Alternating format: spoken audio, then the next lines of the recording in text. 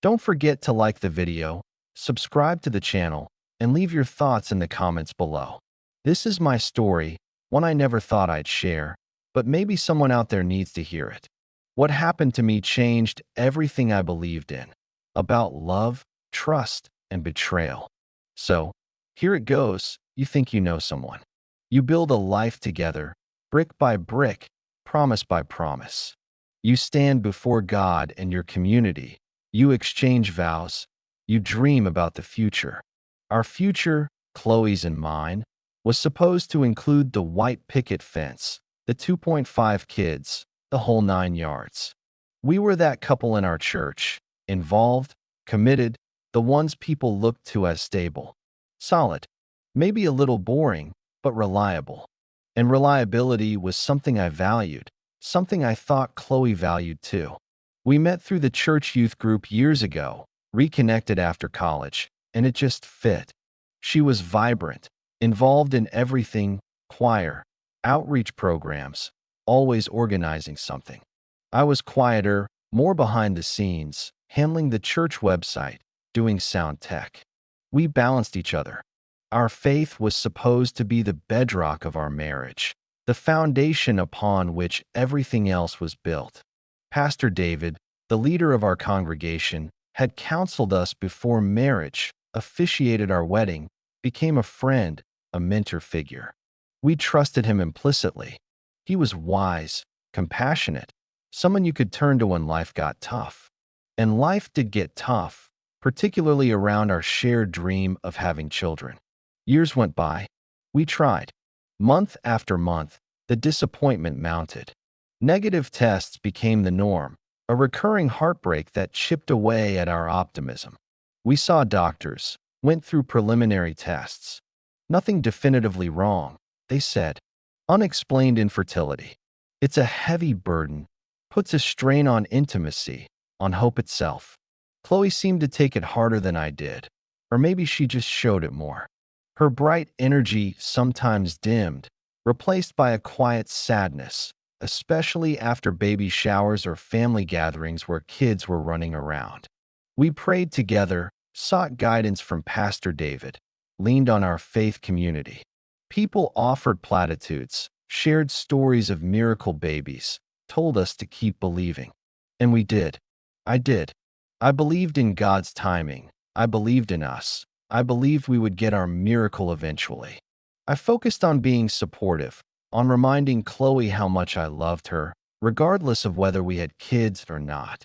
Our marriage felt solid, tested by this struggle, but ultimately strengthened, I thought.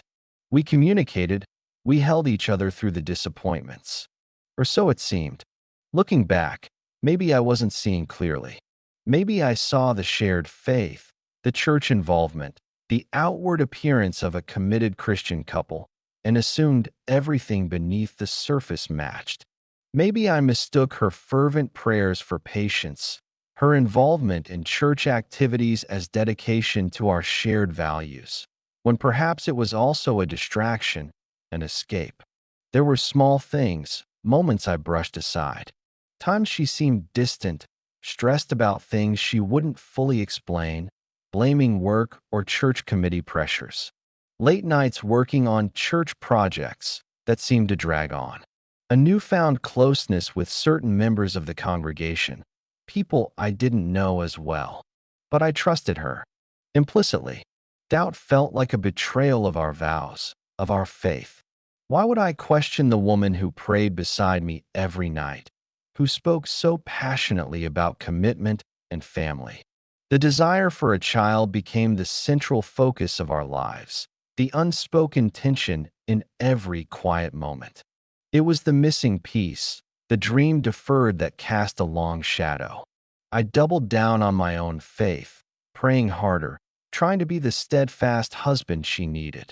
I suggested adoption, fostering, other paths to parenthood, but Chloe was hesitant, always holding out hope for a biological child. "It just has to happen naturally, Mark," she'd say. "I have faith." And I'd nod, pushing down my own weariness, trying to match her faith, unaware that her definition of natural might be horrifyingly different from mine. The pressure was immense, subtle, and overt, from family, from the church community where babies were seemingly everywhere, a constant reminder of what we lacked. I just wanted us to be happy, to weather this storm together. Little did I know the storm was already breaking, and the foundation I thought was solid rock was nothing but sand, about to be washed away by a truth so devastating it would challenge everything I believed in, not just about her, but about faith, forgiveness, and the very nature of trust itself. Then, one Tuesday evening, it happened. Chloe came home from work later than usual, her face pale, but with an almost electric current running beneath the surface. She sat me down on the couch, her hands trembling as she held mine. "Mark," she began, her voice thick with emotion, I'm pregnant." The words hung in the air, unbelievable, surreal. After all the years, the tears, the negative tests, pregnant. Joy surged through me, pure, unadulterated relief and happiness washing away years of pent-up disappointment. I pulled her into a hug, tears welling up in my own eyes. "Are you serious?" "Oh my God, Chloe, this is amazing. It's a miracle." She clung to me, sobbing, and I assumed they were tears of joy, of relief mirroring my own. "I know," she whispered into my shoulder. "I can't believe it either." We cried together, laughed, held each other tight. It felt like the answer to every prayer, the dawn after a long, dark night. The missing piece was finally here. Our family was starting. That night, we barely slept, talking excitedly about names, nursery colors, dreams we hadn't dared to voice for years. Chloe seemed overwhelmed, quieter than I expected perhaps, but I attributed it to the shock, the hormones, the sheer magnitude of the news. She kept saying how unbelievable it felt, how she hadn't expected it, how it must be God's timing. I agreed wholeheartedly. Faith rewarded. Our prayers answered. The next few weeks were a whirlwind of cautious celebration. We told our parents, close friends, Pastor David. Everyone was overjoyed for us. The congratulations poured in, the knowing smiles from fellow church members, the shared sense of answered prayer. Pastor David met with us, prayed with us, his warm smile and encouraging words reinforcing the feeling that this was a blessing, a testament to our faith and perseverance.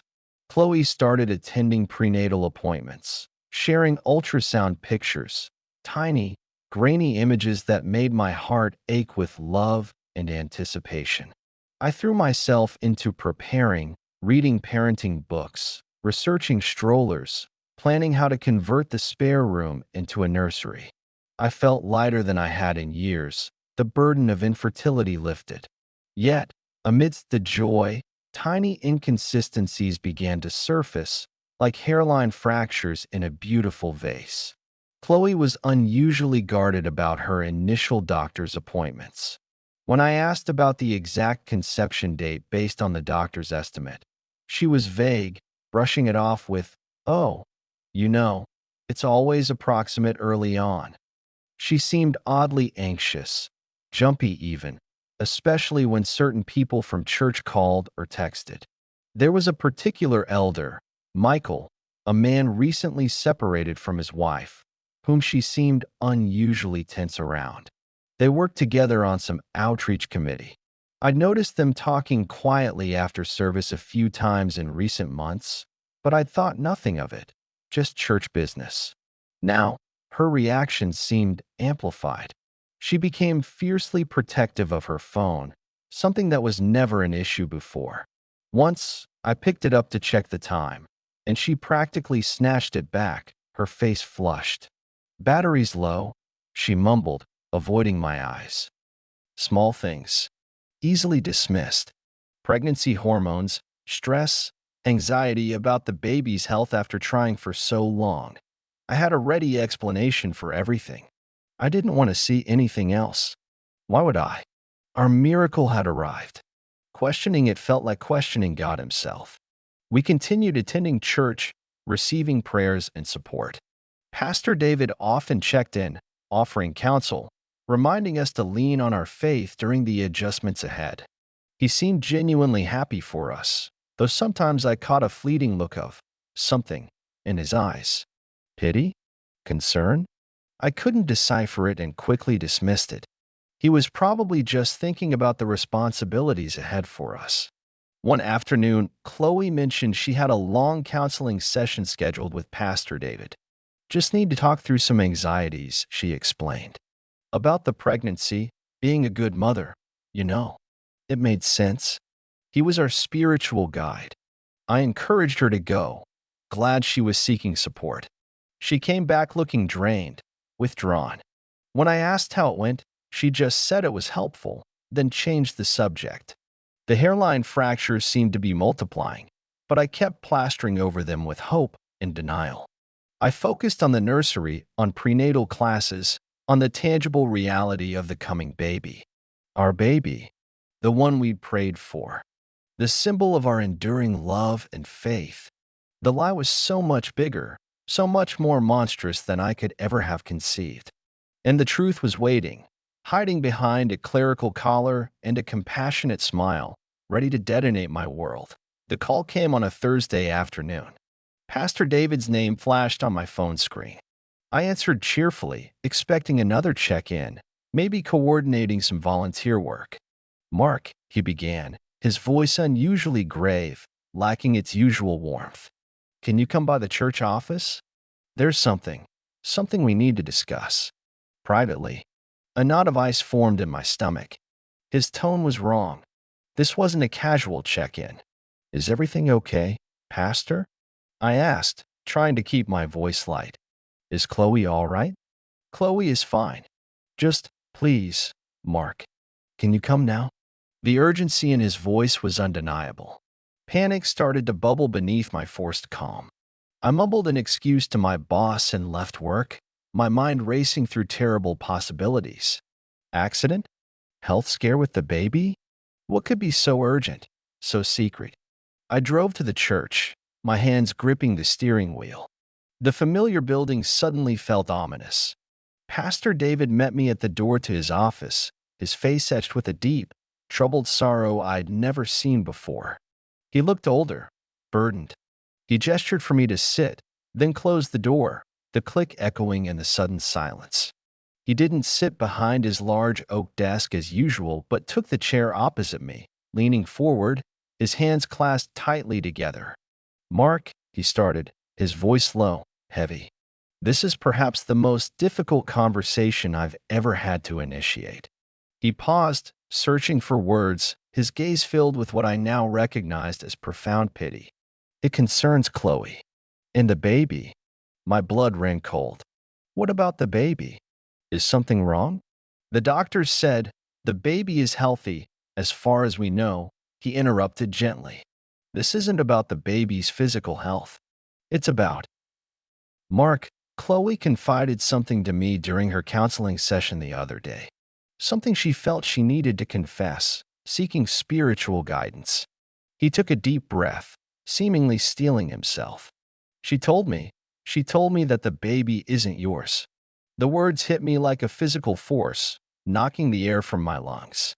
I stared at him, unable to process what he was saying. It felt like the world tilted, sound fading into a dull roar in my ears. "What? That's impossible," I stammered, shaking my head in disbelief. "We've been trying for years. This is our miracle baby. Chloe wouldn't."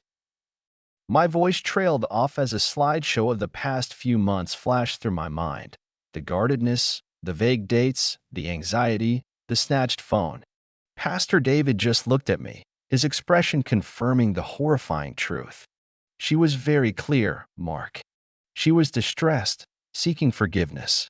She said she had a brief lapse a few months ago with someone else. She found out she was pregnant shortly after." "A lapse? Someone else?" The clinical terms felt like a grotesque understatement for the magnitude of the betrayal. "Who?" The question escaped my lips, barely a whisper. Pastor David hesitated, looking deeply uncomfortable. She didn't explicitly name him to me, but from what she described, her distress, I have a strong suspicion it might be Michael. Michael, the recently separated elder she worked with on the committee. The quiet conversations after service. The tension I dismissed. Bile rose in my throat.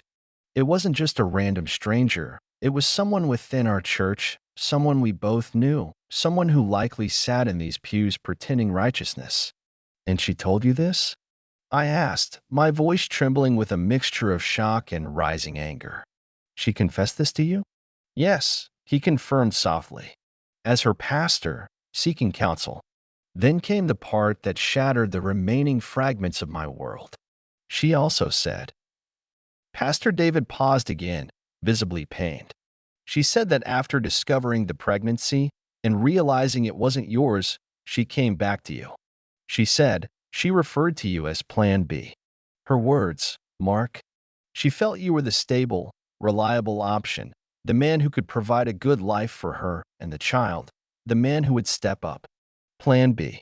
The words echoed in the small office, each syllable a hammer blow against my soul. Not a miracle, not an answer to prayer, not even a regrettable mistake confessed out of love. I was the backup plan, the safe harbor sought only after the storm hit elsewhere, the reliable fool who would unknowingly raise another man's child, conceived in an act of betrayal against the very vows we took in this church, counseled by this man sitting opposite me. The pain was unbearable, a physical ache spreading through my chest.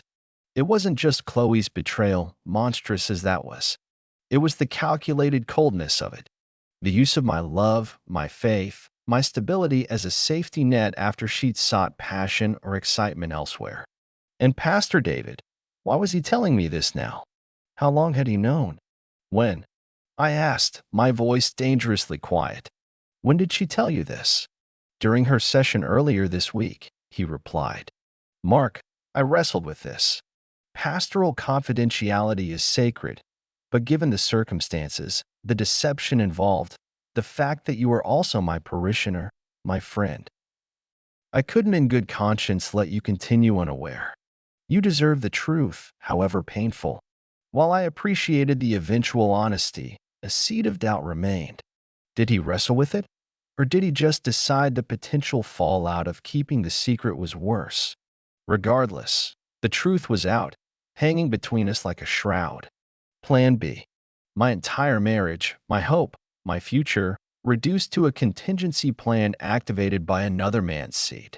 The betrayal cut deeper than infidelity. It eviscerated my sense of self-worth, my trust in Chloe, and cast a dark shadow over the faith that had supposedly bound us together. I felt utterly, devastatingly alone. I left Pastor David's office in a daze. The short walk to my car felt like miles, each step heavier than the last. The world outside the church walls seemed jarringly normal. Cars driving by, people walking dogs, the sun shining. Oblivious. Inside me, a Category 5 hurricane was raging. Plan B.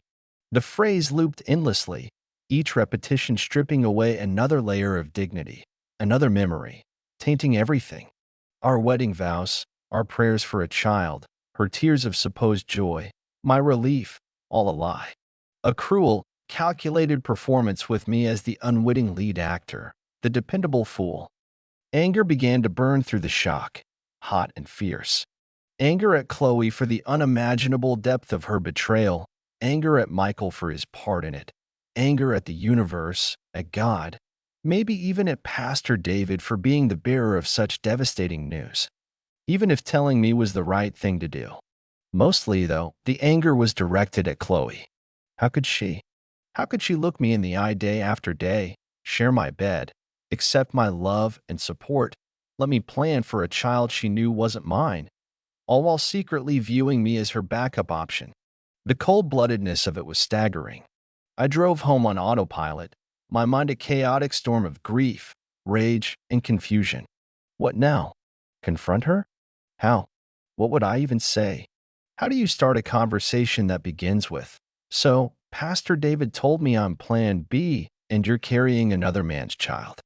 The thought of seeing her, of having to pretend for even another minute, was unbearable.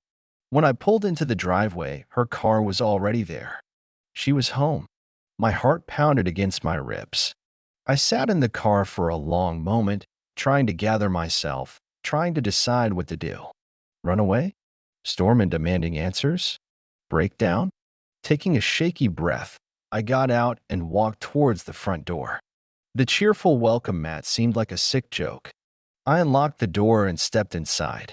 The house smelled like the lemon cleaner she liked. Pictures of us smiled down from the mantelpiece. Vacations, our wedding day, happier times that now felt like scenes from a stranger's life. Chloe was in the kitchen, humming softly as she unpacked groceries. She looked up, a bright smile on her face. "Oh, hi, honey. You're home early." Her smile faltered slightly as she saw my expression. "Is everything okay? You look pale." There it was, the moment of truth. No easing into it. No careful preamble. The words just erupted, raw and ragged. "I just came from Pastor David's office." Her body went rigid.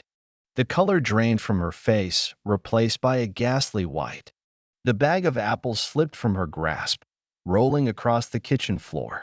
She knew. Her eyes, wide with panic, confirmed everything. "He told me, Chloe," I continued, my voice trembling but hard. "He told me everything. About the lapse. About Michael. About the baby not being mine." She opened her mouth, but no sound came out.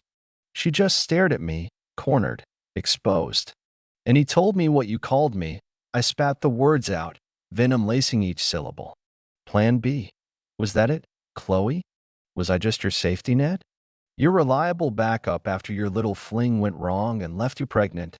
Tears welled in her eyes, but I felt no pity, only a vast, aching emptiness where my love for her used to be. "Mark, I can explain," she finally choked out, reaching a hand towards me. I flinched back as if burned. "Explain." I laughed, a harsh, broken sound. "Explain how you lied to me every single day? Explain how you let me celebrate this baby, plan for this baby, knowing it wasn't mine? Explain how you stood beside me in church, praying for a child, while carrying another man's? Explain being Plan B." She started sobbing, collapsing onto a kitchen chair. I was scared. I didn't know what to do. Michael, he didn't want anything to do with it once he found out. I panicked. "You were always so good to me, so stable." Stable? So I was the safe bet. The confirmation, flimsy as her excuse was, felt like another stab wound. "You didn't love me enough to be honest, but you loved my stability enough to deceive me on a scale I can't even comprehend." "I do love you, Mark," she cried. "I made a terrible mistake. I know I did. But I was going to tell you, eventually. I needed time. Time." I yelled, the control finally snapping. "Time for what? To let me fall deeper in love with a child that isn't mine?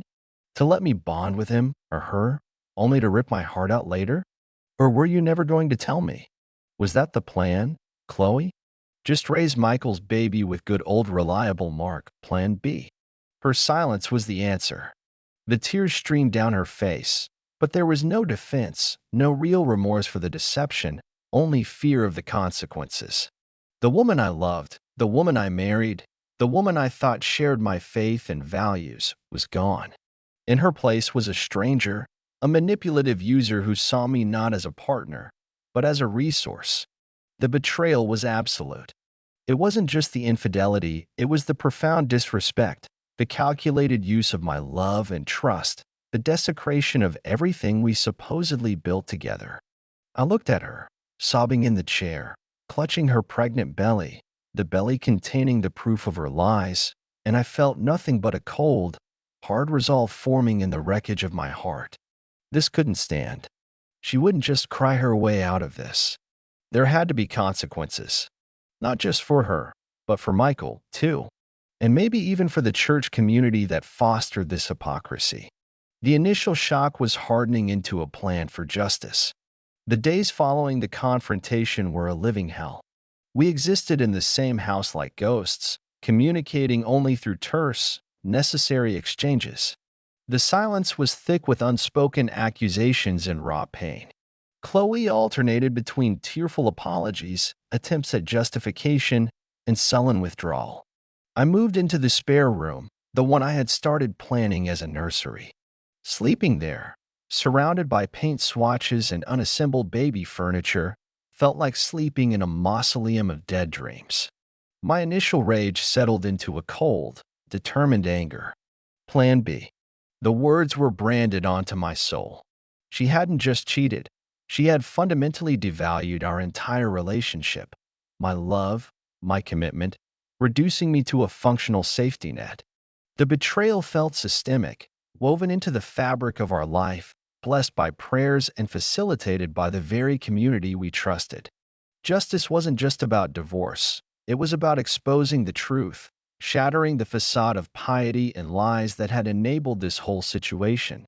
My mind started working, formulating a plan. It needed to be precise, undeniable, and public, at least public enough to ensure accountability. First step, legal counsel. I found a divorce lawyer specializing in complex cases, someone discreet but tough. I laid out the entire story, the infertility struggles, the supposed miracle pregnancy, Pastor David's revelation, Chloe's confession, the Plan B comment, the involvement of Michael, a church elder. The lawyer listened patiently, his expression grim. He confirmed that infidelity, especially with proof, would strengthen my case in the divorce proceedings regarding asset division, though child custody and support were obviously complicated by the paternity issue.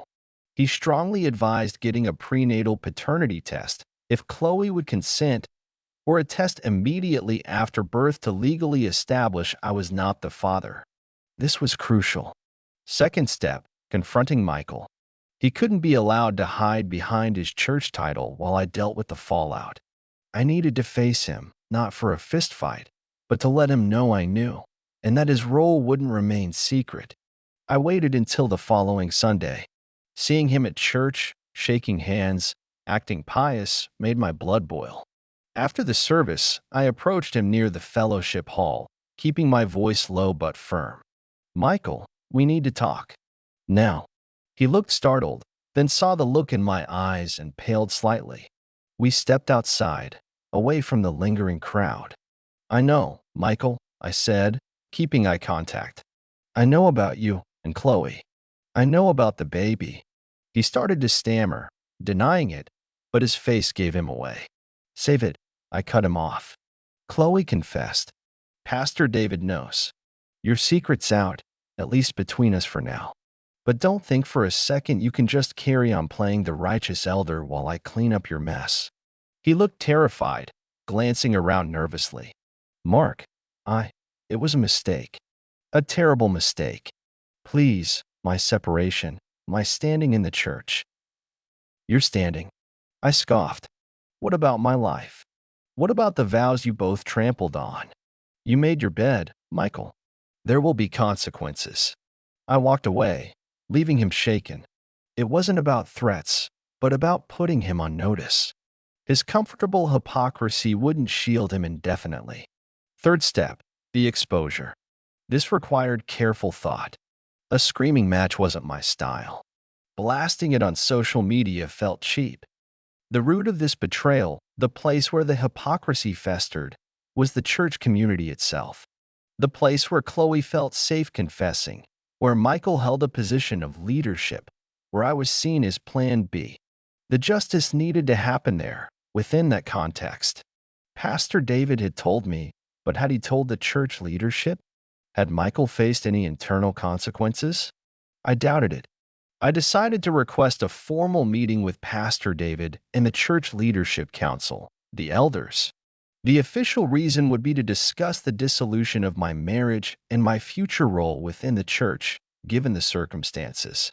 But the real purpose was to lay bare the entire truth, calmly and factually, with supporting evidence if needed, though Chloe's confession to the pastor was the core. I wanted the leadership, including Michael if he dared to show up, to hear it directly from me. No more whispers, no more pastoral confidentiality conveniently protecting the guilty.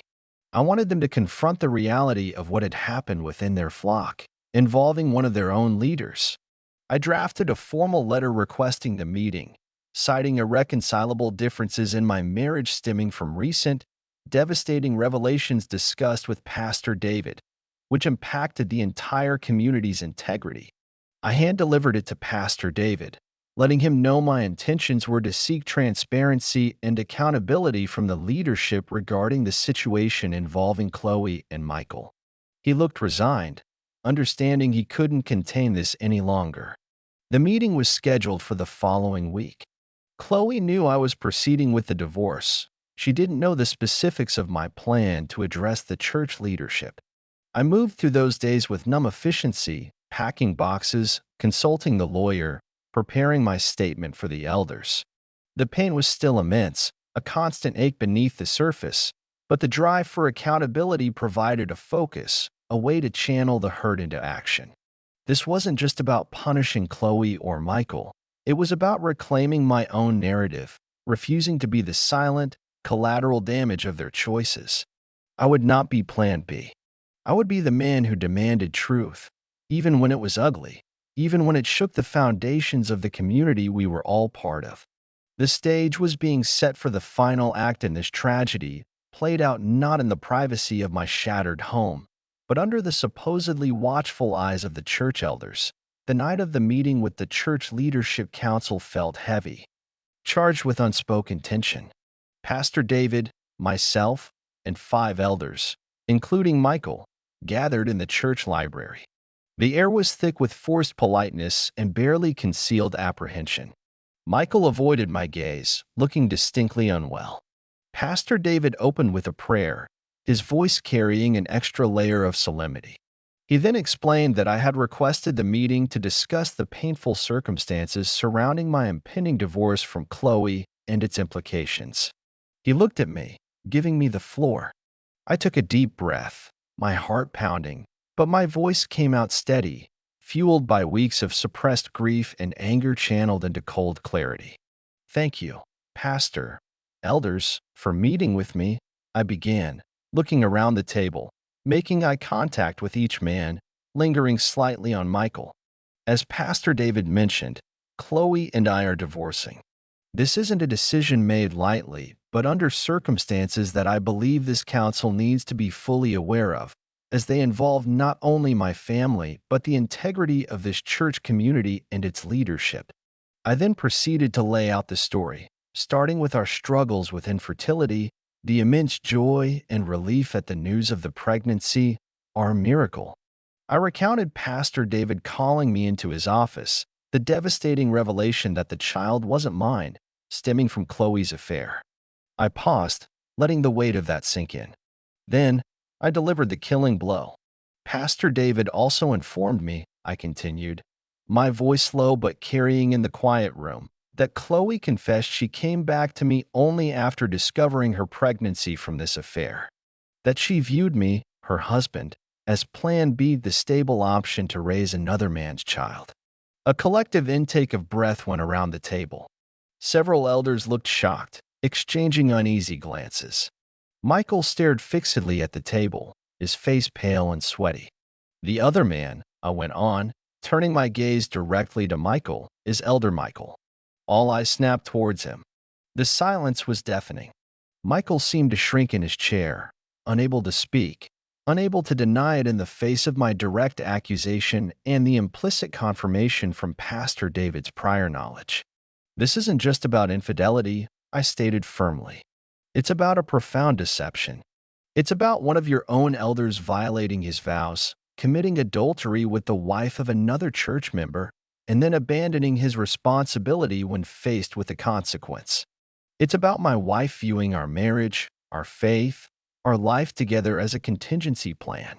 It's about a lie that permeated our lives, our interactions within this church, the very prayers offered for our child. I explained I wasn't there seeking vengeance, but accountability. What happens in my divorce is between Chloe and me and the lawyers. What happens with Michael standing as an elder, what message the church sends about the sanctity of marriage and the conduct expected of its leaders, that rests with you. The elders were stunned into silence. Pastor David finally spoke, confirming the core elements of my statement based on his pastoral conversations with both Chloe and myself. He expressed deep sorrow for the situation and the pain caused. The discussion that followed was tense. Some elders expressed sympathy for me. Others seemed unsure how to proceed. One elder, a stern older gentleman, looked directly at Michael. "Michael, is what Mark says true?" Michael, cornered and broken, could only nod mutely, mumbling something about shame and mistakes. The betrayal wasn't just against me. It was against their collective trust, their rules, their image. The outcome wasn't immediate that night. The council needed to deliberate, but I had done what I set out to do. The truth was laid bare before the church leadership. Michael's position was untenable, his hypocrisy exposed. Chloe's Plan B confession was known. The facade was shattered. I left the meeting feeling drained but strangely lighter. I had spoken my truth, defended my dignity, and demanded accountability where it mattered most in our shared context. The fallout within the church was significant, though handled with relative discretion externally. Michael stepped down from his eldership immediately and eventually left the congregation altogether, unable to face the community. Whispers circulated, of course, but the leadership's swift action regarding Michael sent a clear message. Chloe and I proceeded with the divorce. A paternity test after the baby, a little girl, was born confirmed I was not the father. It was gut-wrenching, seeing that tiny baby and knowing the complex future she faced, but the legal confirmation was necessary. Chloe eventually moved out of state, closer to her parents, seeking to escape the whispers and judgments. Our divorce was finalized relatively quickly after the paternity results. I didn't contest her moving, wanting physical distance. I didn't seek to punish her further. The exposure and the loss of her marriage and standing were consequences enough. My justice wasn't about revenge in the end, but about truth. Exposing the lie allowed me to begin healing, to separate myself from the toxicity, and to ensure those responsible faced the repercussions of their actions within the community they claimed to uphold. It didn't erase the pain, but it stopped the lie from defining my reality any longer. Life after the explosion settled into a new, unfamiliar quiet. The divorce decree arrived, a stark, anticlimactic piece of paper that formally ended a chapter defined by love, hope, faith, and ultimately, crushing betrayal. The house sold quickly, thankfully, erasing the ghost-filled rooms and tainted memories. I moved into a smaller place in a different part of town, deliberately choosing neutrality, a space with no shared history. Rebuilding felt like learning to walk again. My faith, once the bedrock of my existence, was deeply shaken. How could a community supposedly built on truth and love foster such deception? How could vows made before God be so easily discarded? Pastor David tried to reach out, offering continued support, expressing his own grief over the situation. I met with him a few times, acknowledging his difficult position and eventual honesty, but the trust wasn't easily rebuilt. Seeing him, being in the church building, stirred too many painful associations. For a long time, I stopped attending services altogether. I needed distance to sift through the wreckage of my beliefs, to separate God from the flawed humans who claimed to represent him. I wrestled with anger, disillusionment, and a profound sense of spiritual homelessness. My relationship with God became more private, more questioning, less reliant on communal affirmation. It was a painful, ongoing process of reconstruction. The Plan B comment haunted me for the longest time. It struck at the core of my self-worth. Therapy became my lifeline. Talking it through with a professional, someone outside the church bubble, helped me understand that Chloe's actions, her view of me as a safety net, were reflections of her own character flaws, her own fears, her own brokenness, not a measure of my value. It didn't excuse her behavior, but it helped depersonalize the wound, shifting the focus from what's wrong with me to what was wrong with her, with the situation. Healing wasn't linear. There were good days where I felt a glimmer of hope, and terrible days where the grief and anger felt fresh. Seeing families with babies could still trigger a pang of loss, not for the child that wasn't mine, but for the dream of fatherhood I'd cherished for so long.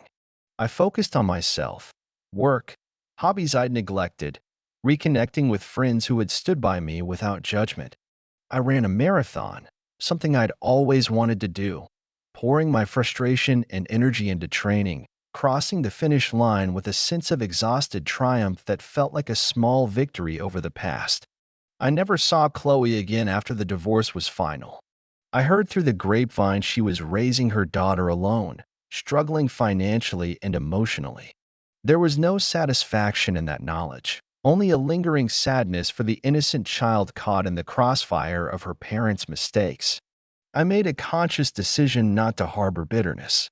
It felt like drinking poison and expecting the other person to die. Forgiveness felt too big a word for a long time, but acceptance began to settle in. Acceptance that this happened, that it changed me, but that it didn't have to define my future. Years have passed now. The sharp edges of the pain have softened. I eventually found my way back to faith, though my relationship with organized religion remains cautious.